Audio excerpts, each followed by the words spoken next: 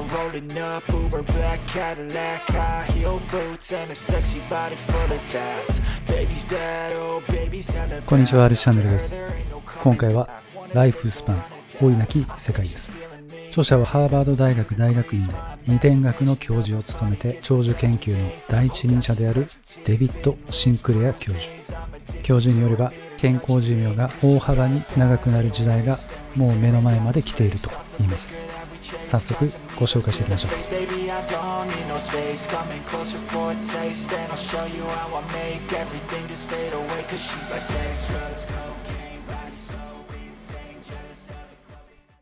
人類はかつてないほど長生きするようになったが、よりよく生きるようになったかといえばそうではない。むしろ正反対だ。過去100年間に私たちの寿命は伸びたものの、生きるに値する人生が追加されたとはとても言えない。なぜなら長生きしても最後の数十年間は手術に次ぐ手術、人工呼吸器と大量の薬、化学療法に放射線など忌々しいことが伴うからだ。では若々しくいられる時期をもっと長くできるとしたらどうだろうか。50代からでも違う自分に生まれ変われると思うことができ、60代になっても自分が何を残したのかと悩むことなく、生きた証を新たに作り始めることができるとしたら、私は人がなぜ年を取るのかを知りたいと思っていた。老化は複雑な生物学的プロセスである。本書ではなぜ老化という現象が生物に備わったのかについて新たな視点から切り込み、私の言う老化の情報理論でどう説明できるかを見ていく。そもそも寿命の上限とは何だろうか。そんなものがあるとは思わない。私と同じ分野にいる研究者も多くが同じ意見である。老化は避けて通れないと定めた生物学の法則など存在しない。老化は病気である。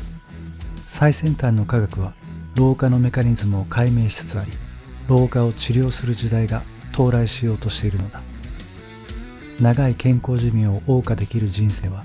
すでに射程圏内に入っている。健康寿命が大幅に伸びることが生物としての私たちにどんな意味を持つのか。これは一つの革命の幕開けであるだけではなく、新たな進化の始まりである。西洋の医学では老化よりも直接的な死因があると考えられるようになった。死因を特定することが絶対に必要だと信じているのだ。世界保健機関 WHO が発行する病気や外傷の原因などを列挙した資料では、1893年に初めて世に出た時は161個の見出しがあった。現在ではそれが1万4000個を超えている。ほとんどの国や地域では役人や医者がこの資料に記されたコードを用いて死亡の原因を記録している。それを参考にして世界の医学界のリーダーや政治家たちが公衆衛生上の決断を下している。死亡証明書に現れる回数の多い死因ほど社会はその根絶を目指していると考えてよい。だからこそ心臓病や糖尿病、認知症が現在の医学研究と治療法開発の主軸となっている。しかし老化には焦点が当たっていない。そうした病気の最大の原因は老化だというのに、一つの病気の進行を止めたからといってその患者が別の病気で死ぬ確率が低くなるわけではない。個別の戦線で戦いに勝利したとしても人間の死亡率の法則は大して変化しない。あらゆる種類のがんを撲滅したとしても私たちの寿命は平均2年しか長くならない。老化は一つの病気である。私はそう信じている。その病気は治療可能であり、私たちが生きている間に治せるようになると信じている。そうすれば人間の健康に対する私たちの見方は根底から覆るだろう。老化を克服するためには生命が老化する理由とメカニズムを解明しなければならない。実は生物には環境が厳しい時には生殖をストップし DNA の修復を行うサバイバル回路が備わっている。このサバイバル回路を調節しているのが長寿遺伝子と呼ばれるサーチュインだ。サーチュインとは寿命を調節する酵素で、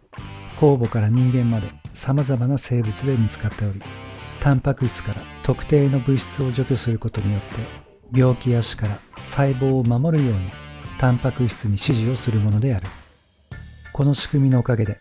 生命が地球上に存在することが可能となったが、このサバイバル回路は老化の原因ともなった。生命に寿命があるのは、限られたエネルギーを生殖と長寿のどちらに振り向けるか、二者択一を強いられているからだ。老化とは情報の喪失であり、ここでいう情報にはデジタル情報のような DNA による情報と、アナログ情報のようなエピゲノムの情報がある。エピゲノムとは遺伝子の働きを決定するもので、エピゲノムの変化やノイズはあらゆる生物の老化を進行させる主な原因である。同じ DNA を持つ細胞を神経や皮膚といった異なったものにするのはエピゲノムの役割だ。エピゲノム情報の喪失が老化をもたらすのである。デジタル情報と違ってアナログ情報は時間とともに劣化する。しかし表面に傷がついた DVD でも研磨すれば情報を回復できるように DNA そのものの情報は失われておらず、この研磨剤を見つけさえすれば人間はまた若返ることが可能になるのだ。100歳以上の長寿者が多い場所、日本の沖縄やイタリアのサルディーニャ島などの住民は何を食べているか。共通する食習慣は野菜や豆類、全粒の穀物を多く摂り、肉や乳製品や砂糖を控えるということに尽きる。なぜ肉を控えるべきなのか。肉類には9つの必須アミノ酸が全て含まれている。アミノ酸を摂取しないと私たちはかなり短期間で死ぬ。アミノ酸は有機化合物で人体のあらゆるタンパク質を組み立てる材料だ。アミノ酸がなければ細胞は酵素を作ることができない。この酵素こそ生命に欠かせない源なのだ。肉はこのアミノ酸を摂取する手軽なエネルギー源のはずだ。それなのになぜ肉を控えるべきなのか。それは肉には相当な代償が伴うからである。動物性タンパク質に偏った食生活をしていると、心血管系疾患による死亡とがん発生率が高まることが様々な研究で報告されている。特にホットドッグやソーセージ、ハムやベーコンといった加工した赤身の肉はいけない。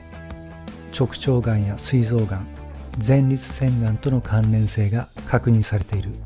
赤身肉にはカルチニンという物質が多く含まれており、これが腸の細菌によって変換され、心臓病の原因になることが疑われている。長く健康でいたいなら、食事はライオンのディナーよりウサギのランチに近づけた方がいい。動物性タンパク質の代わりに植物性タンパク質を摂れば、死亡率が著しく下がることが複数の研究によって示されている。約25年にわたって老化を研究し、何千本という科学論文を読んできた私にできるアドバイスは、食事の量や回数を減らすこと。寿命を最大限に伸ばしたいなら、今すぐ実行できる確実な方法だ。古代ギリシャの医師だったヒポクラテス以来、医師たちは食べる量を制限することがいかに有益かを説いてきた。カロリー制限が健康と長寿にどう影響するかを検証するためのマウスを用いた研究も実施されている。動物実験でサーチュイン、寿命を調節する酵素のプログラムを働かせる鍵は、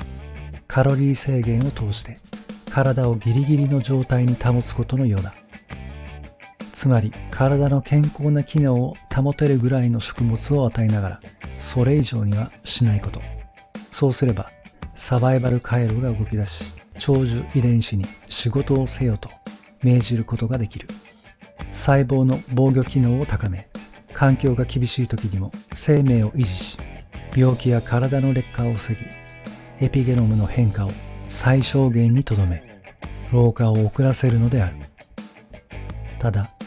カロリー制限を続けるのは難しい。強い意志が求められるからだ。だからカロリー制限にこだわる必要はない。別の方法でもカロリー制限と同じ効果が手に入る。つまり食べ物が足りない時の遺伝子の反応を再現することができれば、サバイバル回路を動かすことができる。新しい健康法として注目されているのが間欠的断食である。食事の量は普段と変えないものの、食事を抜く時間を周期的に差し挟むというものだ。カロリーをたまに制限すると大きな健康効果が得られることが最新の研究で裏付けられている。例えば、被験者が通常の食事をとりながら月に5日だけカロリーを大幅に制限した。その5日間に口にしたのは野菜スープとエナジーバー、そしてサプリメント。するとこの間欠的な断食を続けた被験者はわずか3ヶ月間で体重が減り、体脂肪が減り、血圧も減少した。また長寿遺伝子を働かせるには快適とは言えない寒さに身をさらすのも一つの有効な手段である。ただ適度でやるのが肝心で、間欠的断食と同じく限界に近づいてもそれを超えないのが最大限の効果を得るコツ。低体温症や凍傷になるまで行っては意味がない。しかしながら鳥肌が立つ、歯がカチカチする、腕が震えるというのは危険なサインではない。こうした状態をある程度経験すれば、長寿遺伝子は必要なストレスを受け取って健康的な脂肪を増やしてくれる。では高温に関してはどうか。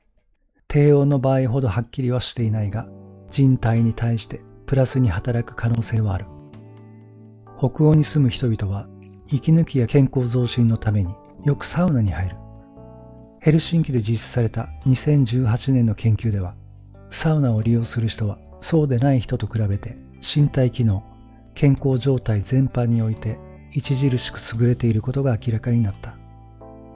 また別の研究では、20年にわたり頻繁に週に数回サウナを利用する人は、週1回の人より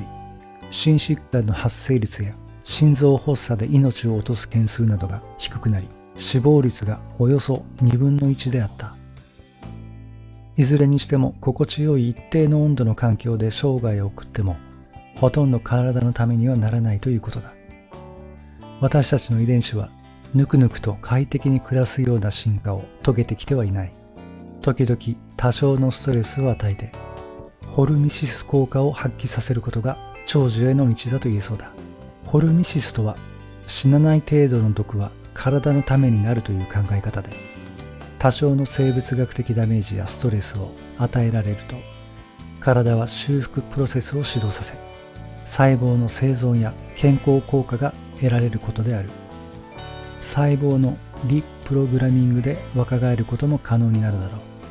その鍵を握るのが、京都大学の山中伸弥教授が発見した4つのリプログラミング遺伝子だ。このリプログラミングによって、人の細胞を培養皿で初期化できるだけではなく、全身のエピゲノムの地形を初期状態に戻すことができるはずだ。それが可能になれば、老化の過程でアイデンティティを失った細胞は元の姿を回復する。そうなれば私たちすべてが健康ではるかに長く生きられるようになるだろう。最後に著者が実践している健康長寿マニュアルの中から私たちにもすぐに実践できるものを7つご紹介します。1つ目、砂糖、パン、パスタの摂取量を減らす。2つ目、1日のうちどれか1食を抜くか、少なくとも少量に抑える。3つ目、毎日できるだけ歩いて体を使うようにする。4つ目、週末はジムに行ってバーベル上げやジョギングをする。サウナがあれば利用する。5つ目、野菜をたくさん食べて他の哺乳類を口にするのはなるべく避ける。運動した時はお肉を食べる。6つ目、タバコは吸わない。電子レンジにかけたプラスチックや過度な紫外線、レントゲン、CT スキャンを避ける。最後は寝るときはなるべく涼しい環境で寝る。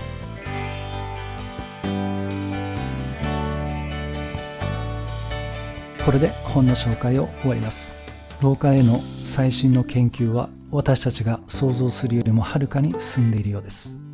この本はまだまだたくさんの有益な情報が載っています。ご関心を持たれた方はぜひ手に取って読んでみてはいかがでしょうか。また次の本でお会いしましょう。